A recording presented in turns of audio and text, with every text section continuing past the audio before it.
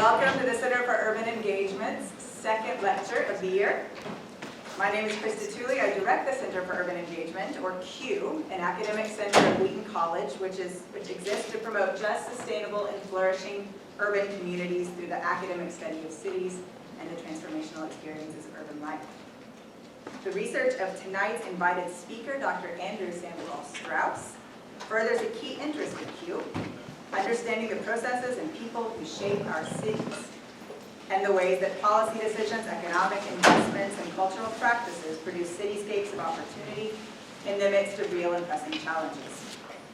In tonight's lecture, The Stranger That Dwelleth With You, How Latino Immigrants Saved the American City, Dr. Sandoval-Strausz will explain how immigrants, first and foremost from Latin America, have over the past 30 years made American cities more dynamic, stable, and safe by purchasing homes, opening businesses, and reviving street life. He will illuminate these processes currently at work in our nearest metropolis, the city of Chicago. I am very pleased, therefore, to introduce our speaker, Dr. Andrew Sandoval-Strausz, who is the Director of Latina and Latino Studies and Associate Professor of History at Penn State University. Dr. Sandoval-Strauß's most recent book, Barrio America, How Latino Immigrants Saved the American City, has won the Caroline Bancroft History Prize, the International Latino Book Award for Best Academic Book, and was a finalist for the Victor Villaseñor Book Award. Dr. Sandoval-Strausz is a National Endowment for the Humanities Public Scholar, as well as a distinguished lecturer of the Organization of American Historians. His research has been featured in the New York Times, the Washington Post, NPR, Foreign Affairs, the Dallas Morning News, and many more. We are grateful that Dr. Sandoval-Strausz has joined us here tonight to share the voices of Latina and Latino migrants and offer a street-level look at the Chicago cityscape. Will you please join me in welcoming Dr. Andrew Sandoval-Strausz.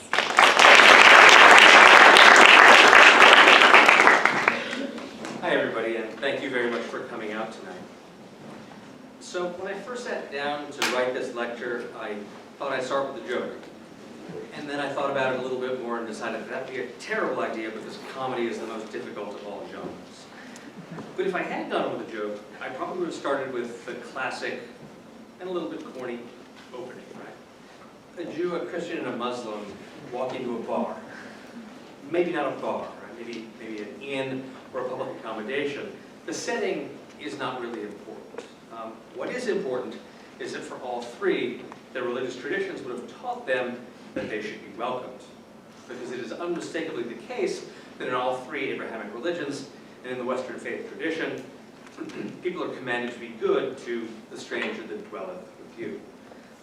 In the Quran, the righteous are urged to give alms or aid to certain groups of people, including the poor, the orphaned, the needy, the captive, and the wayfarer, who is mentioned 9 times in precisely this context in Islam's primary sacred text. In the New Testament, as you doubtless know even better than I, right, Jesus repeatedly preaches the importance of protecting travelers and providing hospitality, from the wedding at Cana to his sending of his disciples out without provisions that they would depend upon the hospitality of their hosts, to the feeding of the 5,000 with the loaves and fishes, to the tale of the Good Samaritan, to Jesus at the Last Supper describing the Day of Judgment. These, of course, all follow in turn from the Hebrew Bible, where there are dozens of mentions of the word ger, right? A word variously translated as stranger, foreigner, sojourner, resident alien, immigrant. Right? It's constantly invoked as part of the importance of expressing the Jewish obligation to not wrong or oppress the ger, right? And not simply that, but to love the ger, right? When I was looking for an epigraph for my book, I chose what I thought was the most elegant of all of these many passages from the Hebrew Bible, the one from Leviticus that can be translated as, "The foreigner among you must be treated as you are native born. Love them as yourself, for you were foreigners in Egypt." And this, of course, is just one of many renderings of that sort of basic expectation of reciprocity, right, between insider and outsider, citizen and immigrant, self and other, right? The main variant of which became known in the 17th century in English as the Golden Rule, which of course, as you also probably know better than I, that some form of the Golden Rule is found in practically every religion in the world. So I selected this particular Bible verse because Barrio America is all about immigrants. People like Manuel Rodela Rodriguez, who was born in 1942 and spent his childhood in Tepechitlan, a pueblo of just a few thousand people. When he was a boy, his family moved to Ciudad Juarez on the border, and he recalled, he said, "I didn't want to go to Ciudad Juarez or anywhere else. My mother would say, 'Let's go, my son, we're leaving.' And I would answer, 'No, you go ahead. I'd rather stay right here.'" In Juarez, he and his brother formed a group called Los Supremos, right? A conjunto, which a local newspaper called the most popular youth band on the border. He went on to study electronics at the city's Edison Institute of Radio and Television, and a few years later, he married a Texas-born Mexicana, and they moved to the United States in 1971. 10 years later, Gloria Rubio took a very different path to the United States. She had lived in El Sauce, a small town on a river in El Salvador. Now, the area around El Sauce had long been used as grazing land for livestock. That was sort of the basic economy for hundreds of years. So it was fairly quiet as a place before the coming of the Civil War, before the entire country was convulsed with killing. She fled El Salvador in 1981 when she was 19 years old, and she left at the right time because just a few years later, her hometown of El Sauce became the site of a mass murder by government forces. In the United States, she held down 2 jobs to support herself. She recalled, "During the day, I kept house for a wealthy family, and at night, I sold food from a small stand at a nightclub." She remembers that her offerings tracked the changing population of the neighborhood. She prepared American hamburgers, Mexican tacos, Salvadoran pupusas.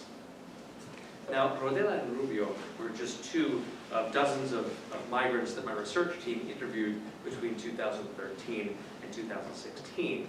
But more importantly, they were 2 of about 25 million Latinos and Latinas who migrated to the cities of the United States or were born there over about the past 50 years.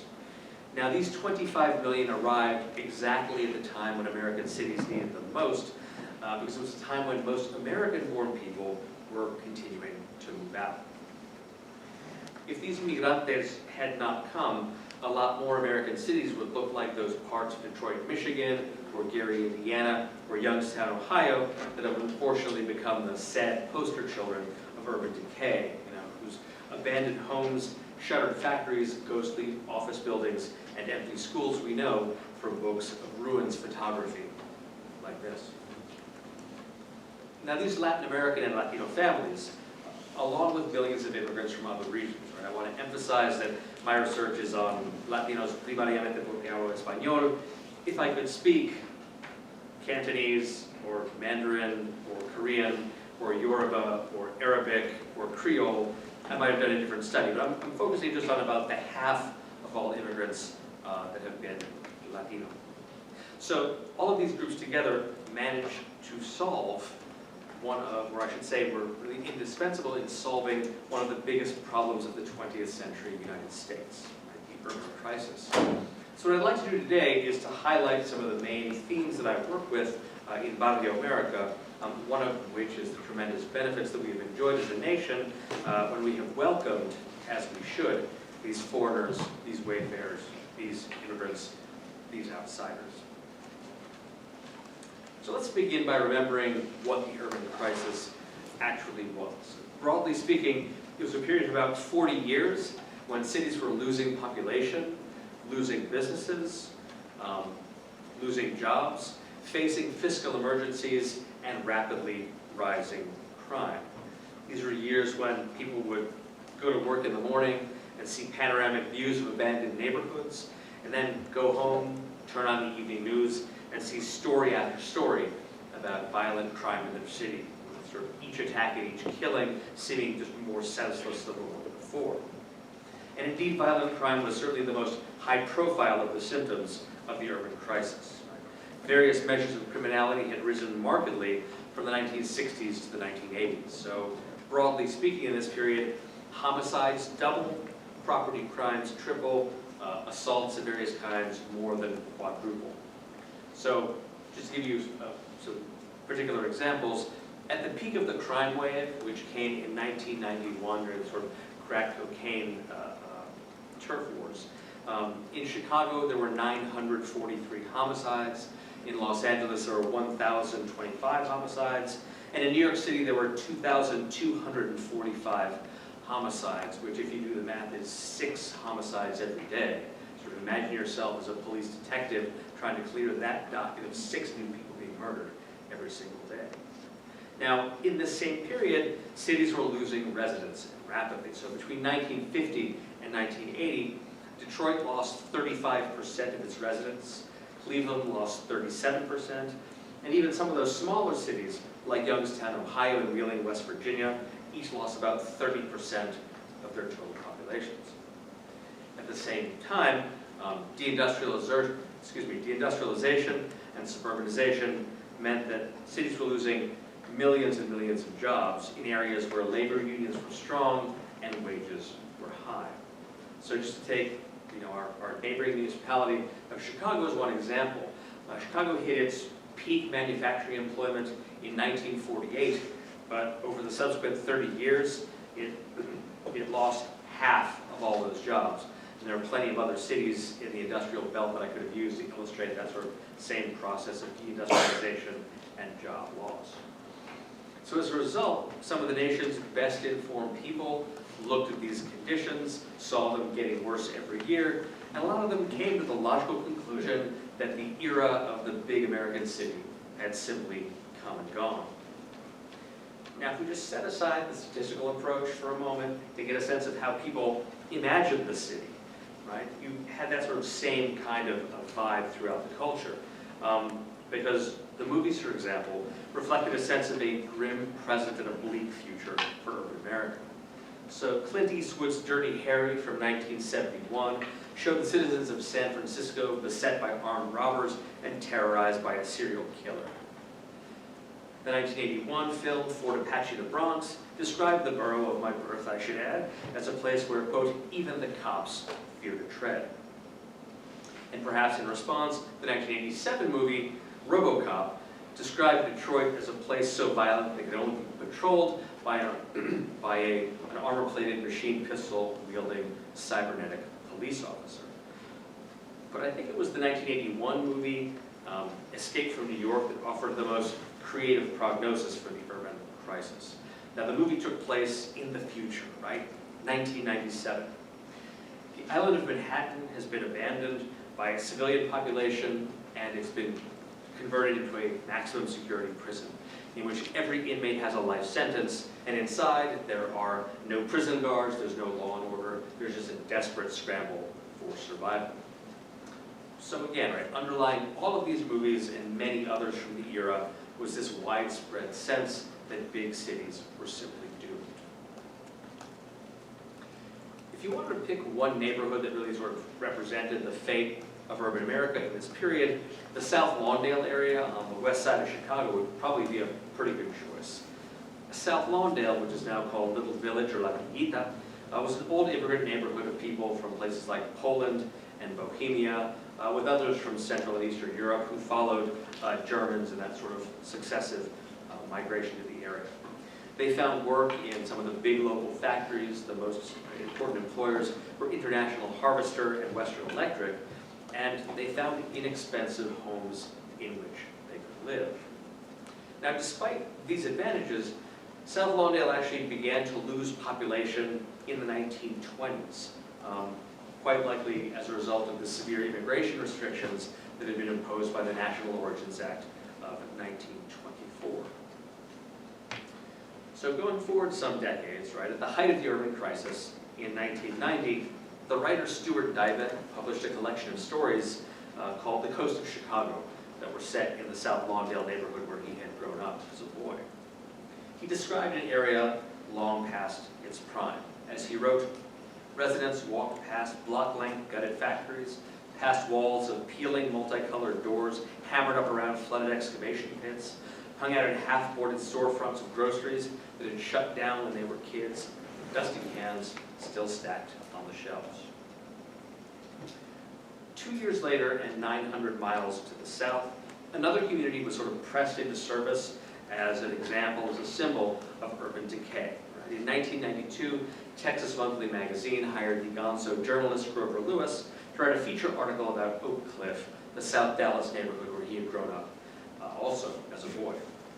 Now, Lewis remembered his street as, quote, a leafy tunnel running past tiny bungalows and well-kept Victorian mansions. Along Jefferson Boulevard, the main shopping street of the neighborhood, he remembered that the shopping district had been second only to downtown Dallas in the early 50s and was anchored by stores like Skiller's, Sears, J.C. Penney, and all the other blue-chip concerns. And indeed, it was in 1950 that Oak Cliff's population reached its 20th century peak. And I should add that in this, it was like a lot of big industrial American cities.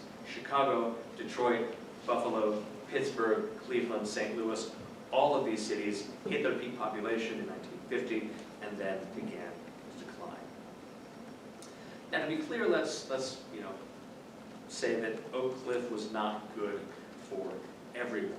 When Lewis wrote about leaving the neighborhood, his was not simply an exercise in nostalgia, right?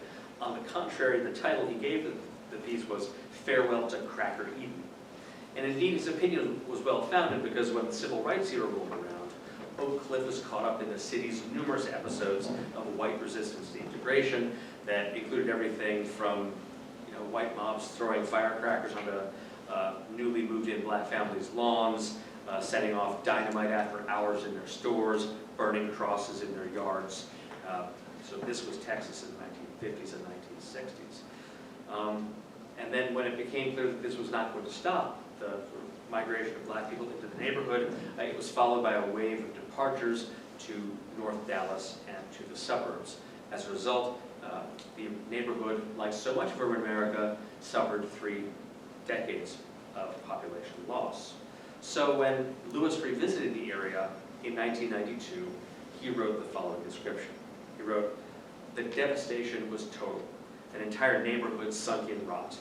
The surviving houses were vine-choked, boarded up, literally atomizing in a ghastly mockery of the thriving community that I recalled.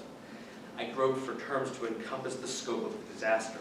Systemic collapse, municipal cancer, de facto apartheid, social time bomb, 1,000 points of dark."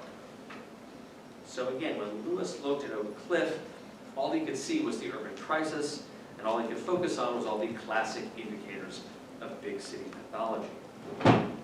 But the fact was that Lewis was seeing Oak Cliff in the darkness before dawn.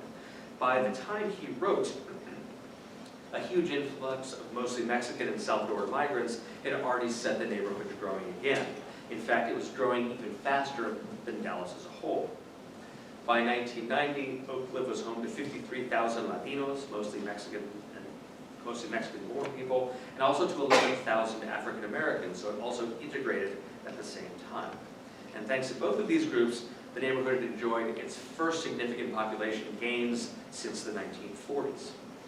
By the year 2000, it was more than 3/4 Latino, 10% Black, and boasted more than 113,000 residents, which was 30% more than at its previous peak in 1950. Along Jefferson Boulevard, empty storefronts were being reoccupied. If in 1970 the street only had one identifiable Latino business, by the year 2000 it was dominated by bodegas, panaderías, taquerías botánicas, fruterías, quinceañera and bridal shops, travel agencies, and money transfer outlets. Meanwhile, crime decreased dramatically.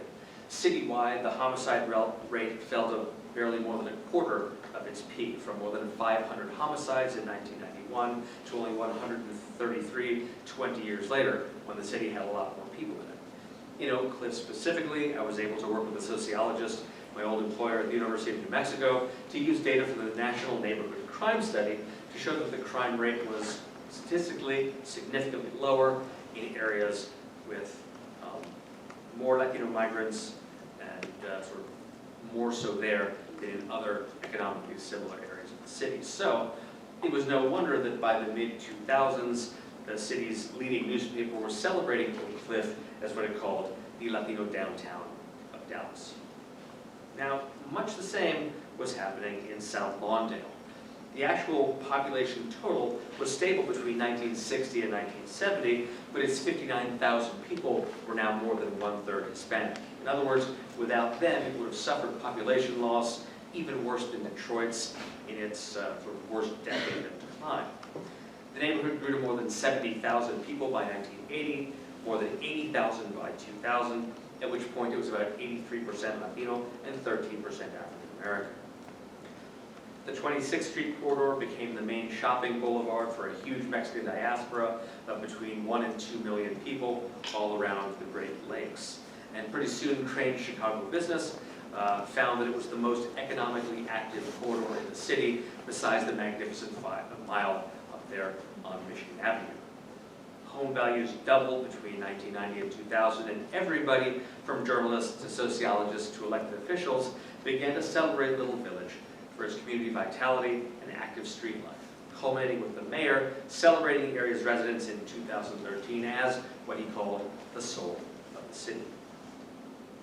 Now, the kinds of stories I've told here were by no means limited to these two neighborhoods of Oak Cliff and Little Village. Most of urban America saw a dramatic turnaround in this period. Nationwide, crime fell to nearly 50-year lows. City neighborhoods were being repopulated. Housing stock was refurbished.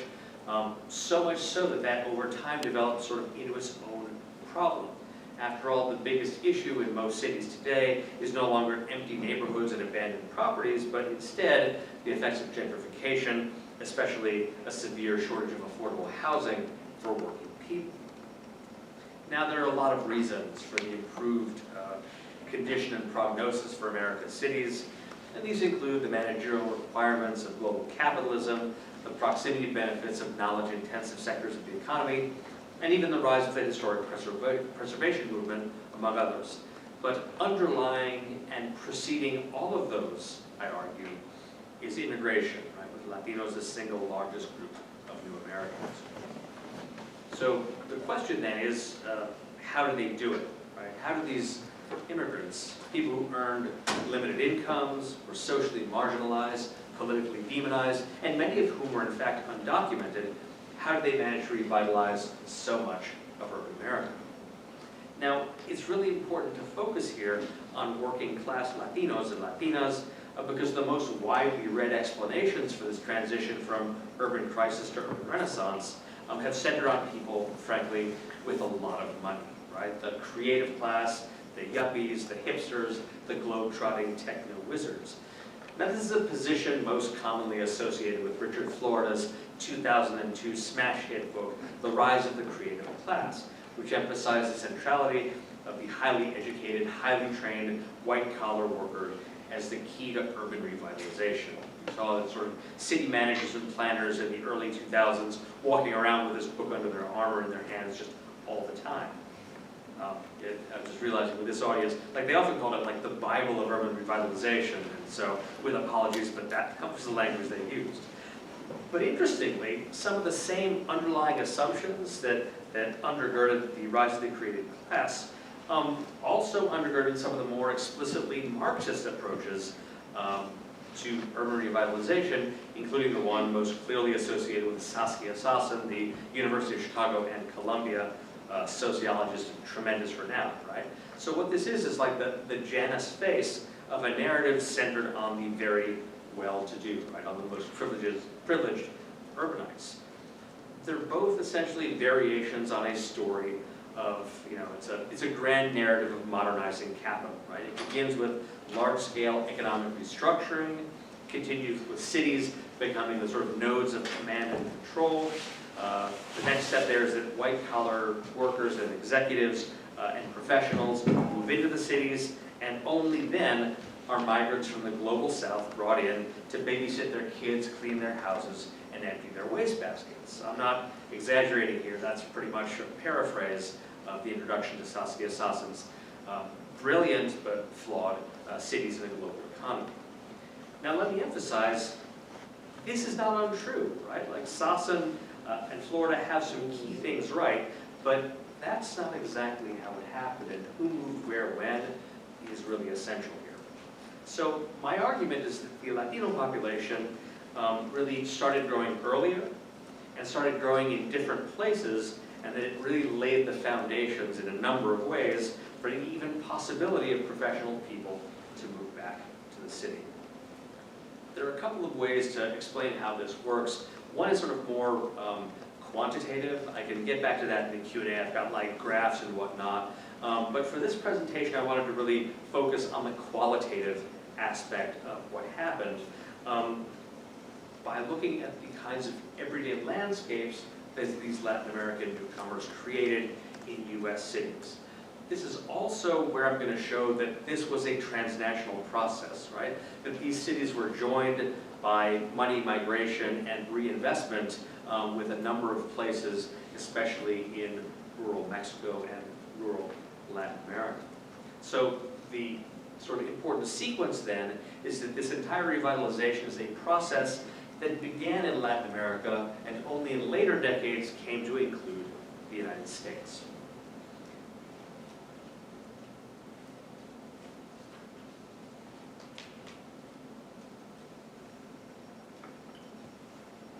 All right, so the qualitative approach begins with the idea that Latinos and Latinas, the sort of modern day get-in, created the new kinds of urban landscapes that transformed U.S. cities as they arrived and transformed neighborhoods into barrios. I want to focus in this section on three, what I'm calling Latino landscapes in particular. The first is the landscape of business, the second is the landscape of transportation, and the third is the landscape of home. Analytically, I'm going to suggest that each one of these was essentially a transplanted Latin American urban form. So in other words, these Latinos brought particular kinds of spatial practices and adapted them for use in U.S. cities. Let's begin with the business landscape. One of the big trends of the post-war decades was that a lot of stores were closing in city centers and being reopened or moving in suburban malls and other peripheral areas. This, of course, was a move that was disastrous for center city-based business people, but I should also say that it depleted municipal tax bases, because when the producers of profits move out to the suburbs, all the tax revenue that would come with them, that disappears as well. And it also just sort of sapped the lively street life that is a signature of a healthy city. And indeed, Oak Cliff and Little Village in this era were both cases in point. Right? There were lots of empty storefronts and deserted sidewalks in both neighborhoods. But when Latino immigrants arrived, they were able to revive local commerce precisely because their ways of doing business perfectly fit the existing architecture of Jefferson Boulevard and Oak Cliff and 26th Street in Little Village. Now, these stores had been lined with small storefronts, like about 25 to 30 feet across and some sort of a few dozen feet deep. And in the 1950s, right, these were spaces that were very well suited to the small scale of retailing, people's like small dental practices, just the idea that you'd be selling insurance out of a little place, and that was perfect for your small independent business. But with the rise of suburbia, what retailers increasingly wanted to do was to essentially buy and plan really, really big lots so they could build huge stores of tens of thousands of square feet and surround them with acres and acres of parking. Right? So in this sort of paradigm of commercial investment, nobody was putting their money in the center city. Right? All of that investment, all of the capital was going to the periphery, leaving center cities bereft. I should also add that's why so many mom and pop stores in the 1960s and 1970s were like really going out of business, and all those independently owned shoe stores and pharmacies and hardware stores and sporting goods stores were just disappearing. The thing is, the structure of retailing looked very different in Latin America and in Latino America. And that's because south of the Rio Grande, and throughout the rest of the hemisphere, I should say, the scale of retailing had remained much smaller, right? With people still running their own small businesses. So, for example, supermarkets did not catch on in Latin America until about the 1990s. And so that meant that there were entire categories of stores that the supermarket had more or less killed. Things like independent butcher shops, independent bakeries, independent fruit stores that were simply gone from Anglo-America. But in Latin America, they were alive and well, right? It's carnicerias and panaderias and fruterias. So in Oak Cliff and Little Village, Latino small businesses managed to thrive precisely the years when English-speaking shopkeepers were getting wiped out, right? So again, to sort of come back to that question of how did they do it? Now, to be sure, they worked really hard. But you know what? So did the owners of those mom and pops in Anglo-America that were getting driven out by the big box stores. But if you want to talk about key differences in the potential of businesses, the first thing you have to start with is that Immigrants, right? Their stores enjoyed very high customer loyalty because their customers preferred to do business in Spanish, right? They weren't going to go to some other store when there was somewhere that they could do business in their native language. Indeed, they sort of preferred the familiarity or trust of people that resident Rosario Gaetan observed. She said, walking, I mean, it's a culture thing to me. Around here, the Mexicanos, they'll walk to the bank, they'll walk down the street, and growing up, the Anglos mostly didn't. And I should say, this is not just sort of an anecdotal thing. If you sort of go systematically through the census data, it's very easy to show that, Hispanic households, both in these neighborhoods and citywide in Chicago and citywide in Dallas, had fewer cars per person than Anglo households. That's just sort of, again, a statistical fact. The anecdotes are there just as sort of flavor text, but underneath it is like unmistakable solid data. And indeed, we should probably expect that it should have been this way, because if you look at the history of automobiles in Latin America, you notice some pretty major differences, and that's that far fewer people owned cars until relatively recently. I'm just going to illustrate this with two statistics from Mexico, but remember that Mexico was, with the possible exception of Argentina, the most heavily automotive of all the nations in Latin America. So in 1916, the Organization for Economic, in 1960, the Organization for Economic Cooperation and Development found that in Mexico, for every 1,000 people, there were 22 motor vehicles. The equivalent number in the United States at that time was 18 times higher, right? 411 motor vehicles per 1,000 people. And I should add that even 50 years later, when they reran the same numbers in 2010, the U.S. figure was still 5 times higher than the corresponding Mexican one. 165 automobiles per 1,000 people there, 812 per 1,000 here. I should also add that when you stop and consider that much of the early migration from Mexico was from small rural towns, it wasn't even the most automotively inclined parts of Mexico that people were coming from, but in fact, the least. So to take one example, the village in Sandoval-Strausz, Michoacan, it was a place that anthropologists visited regularly precisely as an effort to measure sort of what they thought of at that time as the process of modernization. So they found that in 1945, of the 246 inhabitants of Sandoval-Strausz, none of them owned a car or a truck. In 1960, now there were 320 people, only one of them owned a motor vehicle. And even by 1970, when the major migrations began, out of the 360 people that lived there, only 11 people owned cars. Now, given that historians and urbanists are 100% in agreement that the single biggest factor in the changing morphology of cities in the 20th century was the automobile, right? You want to explain sprawl, you want to explain, the patterns of residence, dispersions of houses, like everything practically goes back to the car. So when you talk about 25 million new people from Latin America with very different relationships to motor vehicles, it's easy to see how this could have a major influence on the development of U.S. cities. All right, let me move on to the third Latino landscape, which is the landscape of home. And I think the first thing to say here is that without newcomers from Latin America, a lot of residences wouldn't be there at all. Remember that the period of the urban crisis in America was a period where a lot of homeowners, if they couldn't make the payments on their mortgage, if they couldn't rent out their house to make the payments on their mortgage, what did they do? They hired a torch to burn it down so they could collect the insurance payment on it, right? This led to the loss, nationwide, of at least hundreds of thousands, if not millions, of homes. So, for example, by way of comparison, I had a look at like how many individual housing units were there in South Lawndale and then in the adjacent neighborhood of North Lawndale, and found that in North Lawndale, that neighborhood lost between 1950 and 1980 10,000 housing units. Mostly either went up in flames or were abandoned and destroyed during that era.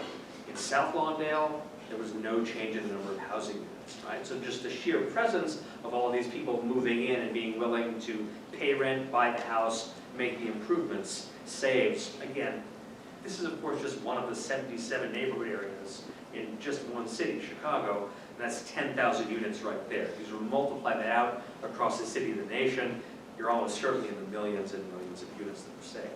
So again, migrantes here are an essential lifeline for the housing stock in urban America. All right, let's return to the qualitative aspects of the landscape, right? Some years ago, a really clever cultural geographer named Daniel Arriola identified a particular kind of house as sort of very common, especially in Mexican-American neighborhoods. It included a freestanding house with fencing along the front of the property, and the way that he sort of analyzed and interpreted it can be seen along the bottom of the image you see before you, right? That you saw the classic Mexican courtyard house on the left, the classic freestanding Anglo-American house in the center of the lot in the center, and the hybrid form is that on the right, with both the freestanding house, but that kind of courtyard-like enclosure around the periphery. Now, a few years after that, the urban planner James Rojas elaborated on this idea of the Mexican-American homescape by emphasizing that the residential space in these kinds of homes did not end at the front of the house, but instead sort of flowed onto the front porch, so that family life, was in part lived out there, and indeed into the entire front yard, right up to a chain link fence or a wrought iron fence, and again at that property line. He also pointed out that this area was often in frequent use throughout the day. It's family and friends sitting on the porch or the stairs where they could supervise the kids playing safely in the front yard with that fence there to prevent them from running out and getting hit by a car or bitten by a dog. Now in the years since, this particular front yard space has even garnered its own term in Spanglish. It's called Lagarda, right? And you can see it all across Latino America. These are three examples from a little village. This is South Christiana. And I should say, so you can see like the kids' play set in the front, the fencing all across. But it's not like I just sort of found three good examples and used those as sort of a universal symbol of the entire neighborhood. If you actually walk around Little Village, you see house after house, block after block, where exactly the same configuration has been created. So what I think is important here is that these yardas create a continuous zone of social interaction on every street. Now this housing form is often interpreted sort of in contrast to the respectable Anglo-normative household and the way that it became increasingly privatized, right? There are a whole bunch of scholars that have written books more or less decrying the way that the middle-class American family abandoned the front yard, turned away from their neighbors, and sort of made a shrine out of their backyard instead, right? Building private pools where there had once been shared municipal pools, installing home theaters where they might have once gone to the movie palace. It's the basic analysis that underlies a whole bunch of really classic books in urban studies and sociology, everything from Richard Sennett's classic The Fall of Public Man, published in 1978, to Robert Putnam's 1995 article and subsequent book from the year 2000, Bowling Alone. Now again, right, I'm not saying that these scholars have gotten it wrong. I think they're exactly right about that Anglo-normative, increasingly privatized household. That is a real thing. But I think they might have missed the way that, especially in cities with growing populations and percentages of Latino residents, that the Latino residential landscape is still oriented toward the street, toward the sidewalk. And I think this has had major implications for the way that cities work.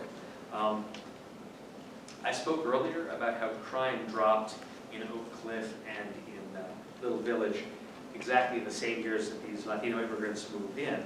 And I should say that that effect is not limited to Dallas or Chicago. It's not limited just to Latinos, right? In every single kind of immigrant neighborhood that sociologists have very carefully examined, they find that when foreign-born people move in, the crime rate generally, in almost every case, goes down. So I should also add that, and here I'll say that this particular part of the talk is not my own work, but that of Robert J. Sampson, who's a leading criminologist up at Harvard. And he sort of went and showed that first, these immigrant neighborhoods are themselves likely to have a lower crime rate, but also non-immigrant neighborhoods that border these immigrant neighborhoods, the crime rate tends to go down there as well. But the key here is that they actually don't have a theory of exactly why crime is lower, in particular in Latino neighborhoods. I sort of, went up to Sampson at a conference some years ago and said, like, thank you so much for your amazing research. It's extraordinary to be able to sort of to show this, that he's done these amazingly clever surveys. But I said, okay, so we know that crime is lower in immigrant neighborhoods. Why, though? And he said, now that's the thing, right? So for sociologists, you got to figure out first what is actually going on to a high level of certainty, and the why, that comes later. So they're pretty much in the post-why, the post we know what's happening, but pre-why sort of point of explanation. They start by saying, broadly, in most countries, the crime rate is lower than it is in the United States, because Americans are sadly pretty violent people. Then people pointed out that, like, actually this even works in, like, Mexican and Salvadoran neighborhoods where, like, back home the crime rate has gotten enormously high. So that kind of blows away the, oh, well, they're just from places with, more peaceful people. Now, of course, immigrants are self-selected in various ways, but essentially they don't really know yet. And what I think is that the built environments that I'm describing here are the key point of articulation, right, between those sort of quantitative studies and a qualitative explanation that explains why they are seeing what they're seeing. Right? So what I'm arguing is that this outdoor domesticity, lived in places like this, is one of the things that's responsible for the lower crime rate in neighborhoods. And in a way, this shouldn't be surprising. Right? Because if you think back on one of the, arguably the most important book in 20th century urban studies, Jane Jacobs' 1961 classic, The Death and Life of Great American Cities, where she's explaining, why the Greenwich Village of her youth was such a safe place. She said it wasn't mostly the police officers rolling through, it was mostly just that there were people, hanging out the window, sitting on the stoop. There were storekeepers, sweeping the sidewalk in front of their house. And if anyone started doing anything sketchy, they'd be like, hey, what are you doing out there, right? So that anybody some sort of criminal intention would think, oh, great, 150 people just saw me, and that lady in the window just called attention.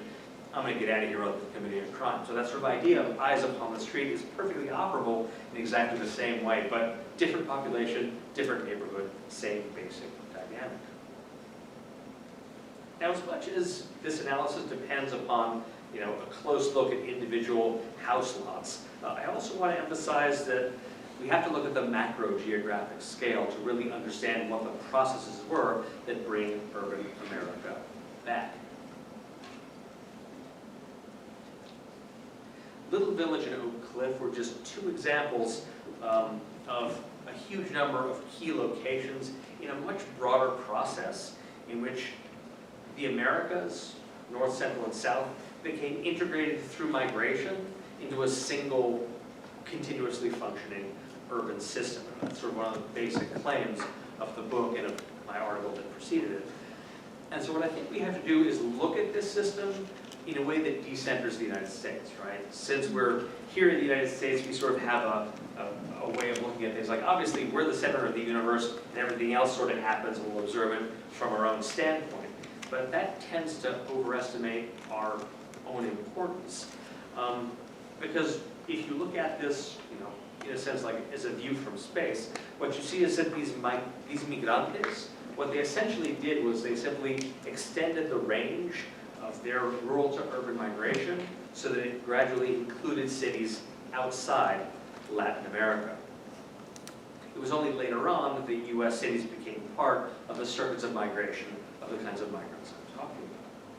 If we look at the Americas, right, north of the Rio Grande, the overall trend has, or was by and large, from about 1950 to into the 1990s, the overall trend was indeed an exodus from cities to suburbs, right? Ken Jackson's classic 1985 huge book, Crabgrass Frontier, is, the subtitle is Suburbanization of the United States. That was indeed the bigger trend.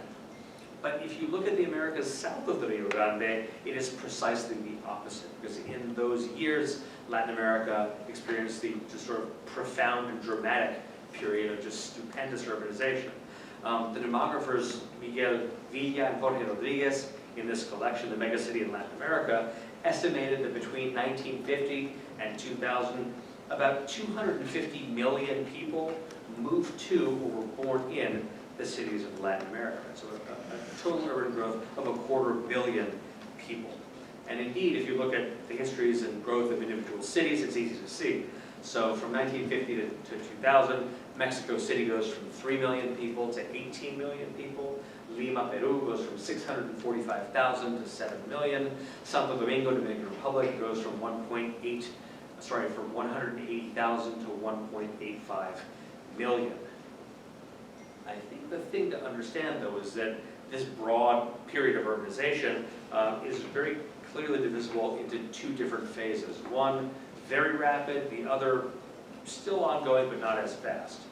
The first was from 1950 to 1980. Right? This is the age of the fastest urban growth, and it's driven in part by just the ordinary workings of capitalism, but also by specific government policies. Right? Remember that these were the years in which governments in places like Mexico, the Dominican Republic, Puerto Rico, really all across the region, were pouring money into what they call the import and substitution industrialization. They wanted, rather than having to buy manufactured goods from the wealthier, more industrialized nations, they wanted to produce their own. So they began to create their own factories to produce everything from heavy goods like cars to medium goods like washing machines to light goods like blenders, to create independence. Right? This was sort of a reaction to the broad advent of dependency theory in Latin American economic thought.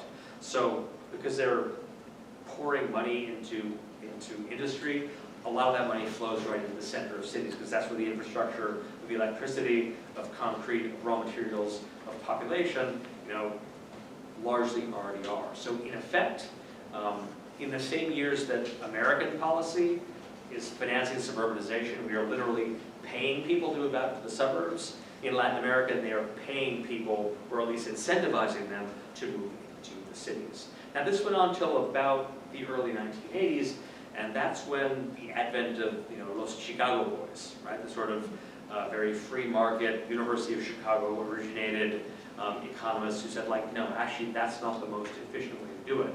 What you have to do is actually maximize your competitive advantage, figure out what you can export, and really focus on exports instead of making your own stuff. And this became increasingly influential in Latin America, sometimes by the legitimate means of persuasion, sometimes by the illegitimate means of, Augusto Pinochet seizing power and enforcing these kinds of changes upon an unwilling population. But as these policies become more popular in Latin America in the early 1980s, you see urbanization slow pretty notably, because they are doing things like cutting all those subsidies, the development funds. They're slashing the public payrolls of civil servants that really form the backbone of the middle class in Latin America. And so what this meant is that fewer migrants are drawn in from rural areas, and those who had already moved to cities in Latin America found it harder to get by. The urban middle classes saw their living standards decline as so many of those jobs were eliminated, and that as a result, lots of people who would have moved to or stayed in Latin American cities instead decided to leave. And what they decided to do is to leave specifically for the higher wages of the United States. Right? And so that tells us a lot about the chronology of migration to U.S. cities. Right? There was substantial migration beginning in the 1970s, but really it's in the 1980s and then the 1990s you see the greatest migrations. Like really the 1990s, in all of the history of the United States, was the single greatest migration, of newcomers to the United States. And so if you look at this entire process in a Pan-American context, what you see is that, like, yeah, wow, 25 million new Latinos moved to the cities of the US, but those are just like that 1/10 subcategory of the 250 million who have moved to Latin American cities. Now, it's important in this connection to realize that urban political and business leaders in the United States saw the potential of this process. It wasn't until some years later, but basically when the 2010 census came out, a lot of urban leaders looked at the numbers and realized, wow, this city would have been shrinking like crazy if not for all these immigrants. Like, the number one example was Detroit. This is the website of the sort of private public agency that they put together to respond. Detroit, even after losing a third of its population between 1950 and 1980, just between 2000 and 2010, they lost another 25% of their population. The city was just full on bleeding out. And the only part of the city that was growing populationally was the one called Mexican Town. So they, aggressively and deliberately launched this development initiative called Global Detroit. And their mission, explicitly says, immigration has proven by far to be the best American strategy to combat population loss. And a few years later, basically another 25 cities create their own versions of Global Detroit, right? One is called the Global Cleveland Initiative, one is called Welcoming Pittsburgh, but the inspiration is the same, right? To use immigration to stem the loss of population from the Rust Belt. A bit of a tricky term, but the motto of this bigger organization is leading Rust Belt immigrant innovation. Let me also say that these city leaders were not alone in seeing benefit of immigration to cities, right? Urban professionals also began to look to cities as they sought out places to live that had, character and authenticity. In numerous places, urban professionals paid barrios their highest compliment, right? By gentrifying them. So this is places like San Francisco's Mission District, Los Angeles' Boyle Heights, New York City's Washington Heights, which of course is the subject of a Pulitzer, it was a Pulitzer Prize-winning play, and then more recently a movie, right? There's actually there are a bunch of scenes in the movie that precisely take on this role of gentrification. So that, for example, the main character, the bodega owner, Usnari de la Vega, the Dominican fellow, he asks at the end, in 5 years, when this whole city's rich folks and hipsters, who's going to miss this ragged little business? And this was, again, certainly the case in actual barrios. A few years ago, a Chicago immigrant named Jose Luis Arroyo really summed up the totality of what I've tried to present tonight, just in this one anecdote he told me. Right? He says, so this young Anglo guy comes up to me, he says, "Hola, ¿cómo está?" Right? He's speaking Spanish and everything. I tell him, "Fine, thanks. What can I do for you?" He says, "Well, this was my father's house and I want to buy it." I tell him, "But it's not for sale." He says, "But I like it here. I was born in this neighborhood." And so I ask him, "All right, why did you leave?" He says, "I didn't know why my father moved out. He just moved out." And Arroyo says, "But we as Latinos think, right? These Americans left because they thought we were going to destroy their neighborhood. These young people's parents got scared and moved away, and they took their children with them. And then these children grew up and became professionals and came to visit the barrio. And now they want to move back." Thank you very much.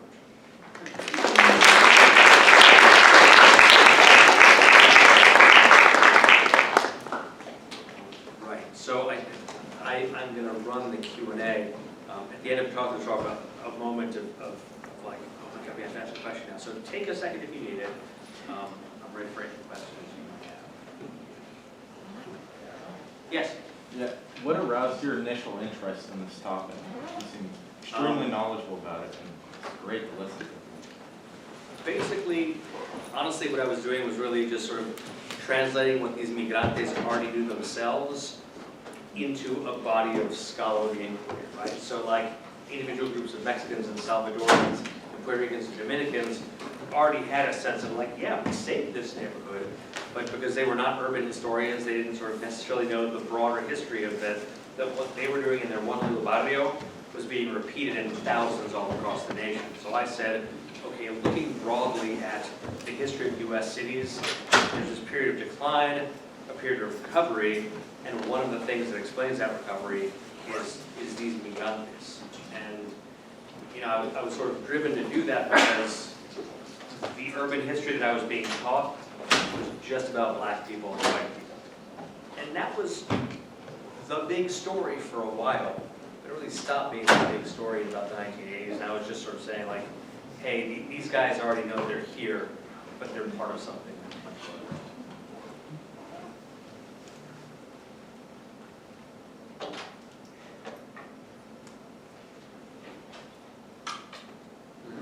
Did you say the El Salvador Civil War was one of the big takers of Latino immigrants into the U.S.? Yeah, definitely, right. Really throughout Central America, again, like if you look at sorry, the question was, we said the Salvadoran Civil War was one of the major initiators of migration, and like that's a perfect example, like an especially brutal one. That's a perfect example of sort of broader processes of migration. In the same way that, the Mexican Revolution of 1910 to 1920 pushes maybe 1 million people from Mexico into the United States, the various Central American civil wars push probably 1 to 2 million people into the U.S. just, either as refugees or families coming with them. And that explains sort of one of the factors as to why the 1980s especially is a major period in the diversification of barrios. They're mostly like Puerto Ricanos or Mexicanos, and suddenly you have all these Salvadorans, Nicaraguans, etc. arriving. That is indeed one of the main factors. And of course, since, as you probably know, the United States poured billions of dollars into those wars, we're kind of responsible for it. What else you got? I don't know if this ever came up in your research, but was education affected in any way by the inflow of immigrants in cities? Sorry, sir, are you asking whether, like, in what way different levels of education are? Sure, or just like in general, like education in general, did that change because of the inflow of immigrants, or was that not really affected as much? I mean, generally, the big story, so the question is, sort of how does education fit into the different periods of migration? Generally speaking, in this big, broad process, the first migrants from the very late 1960s were from Mexico. They had fairly little education. They were mostly from rural areas, whereas one guy said, like, we didn't have offices or typewriters there at all. And that lasts, that begins and sort of lasts really through the 1990s, because NAFTA floods, especially Mexico, with cheap subsidized U.S. corn, makes it impossible for Mexican farmers to make a living. So a lot of them are then sent as a separate way of migration. Now, in addition to that, beginning in the late 1980s, you see a lot of these middle classes who suddenly can't make it in the city migrating here. And so that's where you get things like Univision, Galavisión are expanding dramatically because there are a lot of college-educated Mexicans that later, Cubans who say like, okay, well, there's a need for Spanish language media. I am a speaker of very high Spanish. I know how to work all the machines. And so then you have sort of a middle and professional class migration of Latinos. Indeed, that's one of the things that's changed the story, in particular of Puerto Rican migration. Since they're all U.S. citizens at birth, we have to distinguish. But the image that people had of Puerto Rican migration is like, these are all sort of desperately poor people who are pushed off their, sugarcane, lands and forced to come here. And that's not because all of Puerto Rico were like poor cane farmers, but rather because they were the ones who migrated. And then after that, as Puerto Rican professionals began to migrate, you got sort of a more balanced sample of overall Puerto Rican society. So that sort of idea that like, oh, Puerto Ricans are uneducated and whatever, began to give way to like, oh, actually, well, here come all the more highly educated ones. So that changed the whole narrative of Puerto Rican migration from like, it's tragic they came here and became welfare dependent to, oh no, actually a lot of them are doing fine. It's just a different subgroup of people. Other questions? the political persecution of intellectuals in Latin America. So they were also forced to migrate. Is that part of it? Yeah, so the question is like, was there a role played by the political persecution of intellectuals in Latin America? That's not as much in my book, though it is certainly true, right? The neighborhoods that I'm looking at are really almost entirely working class people. The sort of professional class Latin American migrants tended to move into a little bit more the center city. A few came out who became, you know, as they realized, oh, well, these neighborhoods need doctors, they need dentists, they need accountants, they need bankers. So some of the professionals moved out. But in terms of political refugees, that's a real story, but not in these particular neighborhoods. So I probably underplayed a little bit. Thank you for the question. That's really true. So you go back and like, I should have put a paragraph in about that. Too late. Other questions? Yes? How are these cities doing today that emphasize reservation? Yeah, exactly, right? How are these cities doing today? So, obviously, COVID is like a ragged wound in the history of all of these cities because of the way that fatalities were really focused in cities in the first wave, much less so after that. Because a lot of these migrantes both lived at close quarters and were working class people who could not afford to stop working, or those who, you know, were essentially in low income work. They couldn't apply for, you know, a loan from the government agencies. Concerned that between COVID and the immigration policies of the previous administration, right, where they were doing a lot of raids in neighborhoods, just picking up anybody whether they had a criminal record or not, that was going to really damage cities, and it did. But the new administration has now specified that it's going to return to the Obama administration's latter-day policy of only, if they find somebody undocumented, if they don't have a criminal record, they're not going to, you know, spend enforcement dollars on that person. It's only if they have an actual serious violent criminal record, which again, smaller percentage of people in the general US-born population, are they actually going to initiate deportation proceedings. So that's going to mean that there's going to be, you know, less pressure from law enforcement. There's going to be more attraction from the wages. I mean, for the same reason that like Amazon and McDonald's are paying like 15 to 18 bucks an hour, they don't do that unless they're desperately in need of people. Every other industry is going to be. So I think this will pick up pretty briskly. Yeah. Yes? I had a question about how you feel like your work on, this is just such a counter, I don't know, cultural narrative of like how people perceive immigrants. And I feel like in many different like situations and cultures or communities, I've just heard such negative like stuff and rhetoric about immigrants. My mom's an immigrant, and so I've always, I don't know, felt like defensive about that, and felt like there's a huge just like wealth and like beauty of culture that's not lifted up. So it's super encouraging to read about this in like a very academic setting. But I guess I'm wondering like, how do you push that to the practical, or where are ways that you found that your work has been utilized by either policymakers or culture makers who are, you know, trying to like revamp this really damaging rhetoric about immigrants? Right. So the question is essentially how do the narratives in my book and others like it, like how might they counteract the sort of the stuff politicians say, more or less, or some politicians.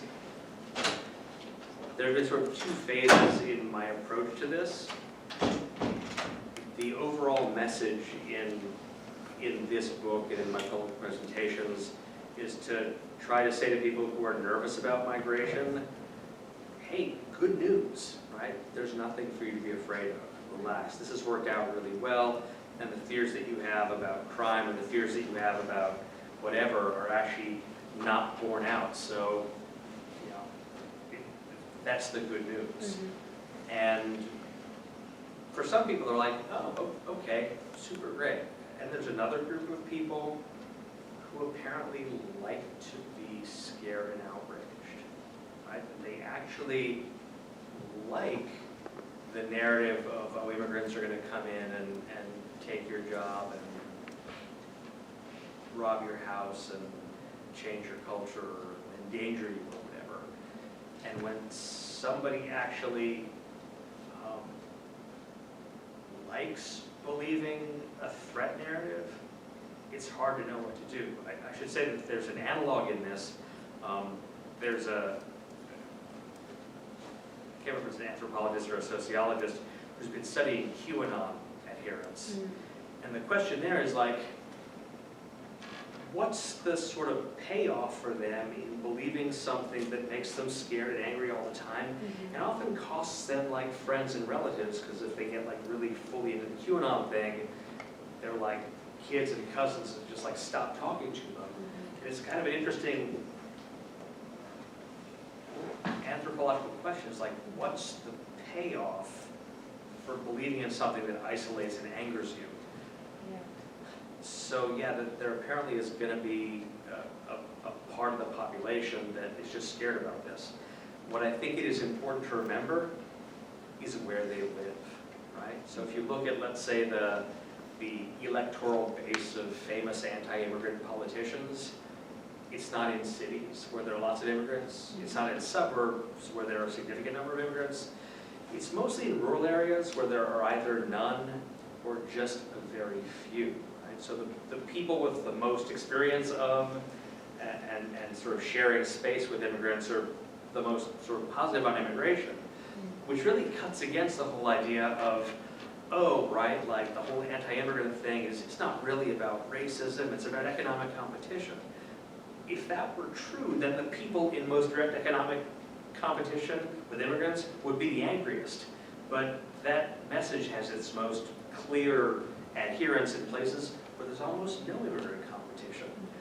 So again, when people have deep-seated anti-immigrant preferences and proclivities, it's hard to persuade them otherwise. And I wish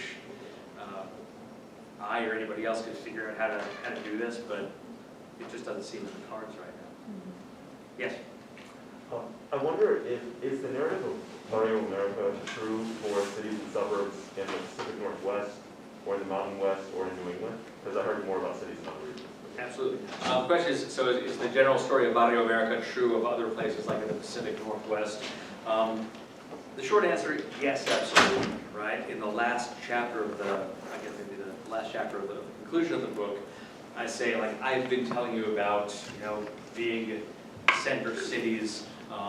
This is true in cities of a number of different sizes and regions. So for example, if you look at the 25 biggest cities in America by population, right? 2 of those are majority Latino, El Paso and San Antonio. Of those 25, 8 are 1/3 or more Latino, and 13 are 1/4 or more Latino. Right? So this is a nationwide thing in larger cities. It's also begun to spread to smaller suburban municipalities, as a lot of the people living in these neighborhoods, they have overcrowded and underfunded schools, so a lot of them move out to the suburbs for their kids, for the schools. The other thing that's happening, and this sort of connects with the answer to the previous question about like where's sort of the most suspicion of immigrants, there are a whole bunch of smaller towns and cities where the match factory or the paper factory or the stationery factory have disappeared, and opportunity has simply drifted toward metropolitan areas. And in those places, because the young people move away, there's no population growth. So when I drive from the middle of Pennsylvania to Washington, D.C. south, I go through a whole bunch of these old, small, architecturally beautiful little towns with just old people in them. And sure enough, right, you find these Latinos moving into Huntington, Pennsylvania, and York, Pennsylvania. Woodburn, Oregon is a good example from the Pacific Northwest. Dalton, Georgia, like there are a whole bunch of little towns in the south, and the Texas Panhandle that are being revivified in the same way. On the plains of Iowa, the advent of, they busted the unions in the 1980s, And now, when they look for labor for meatpacking, they go to Mexico, Central America, Somalia. So you're seeing an immigrant-driven revitalization in even small places, but again, in the same way that people who are scared about folks who don't look like them, they often can't see it. And this is one of the sort of central tragedies of our era, is that for some years now, the birth rate of Americans has been too low to actually replace the population, right? So in the same way as this is happening in Japan, in Russia, in Italy, in Germany, almost every industrial or post-industrial economy, people are just deciding to have a lot fewer kids. So few, in fact, that like Social Security is going to go belly up. We're not going to have enough, sailors, soldiers, Marines, or Coast Guard people. The pews of the churches are going to be empty, and the schools are going to be empty if somebody doesn't start having kids. Thankfully, the United States has the biggest population of immigrants in the world. We have 45 million foreign-born people, which is 4.5 times the size of our nearest competitor, and they're solving the population. They're sort of solving the problem because their birth rate is a little bit above like what is needed. So all told, the net change is that for the past 50 years, the American population has been growing a little bit under 1% per year, just for different reasons, right? So birth rate has gone down here, immigration has increased, but it's the same era in which you have a very aggressive anti-immigrant movement. This is like a starving person pushing away food. Hard to say anything other. Thanks for the question.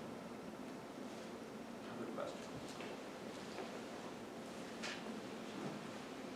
Thank you all so much for coming. This has been delightful. Feel free to hang around. I'll answer questions informally at the front. Yes. I really appreciate it. Thanks for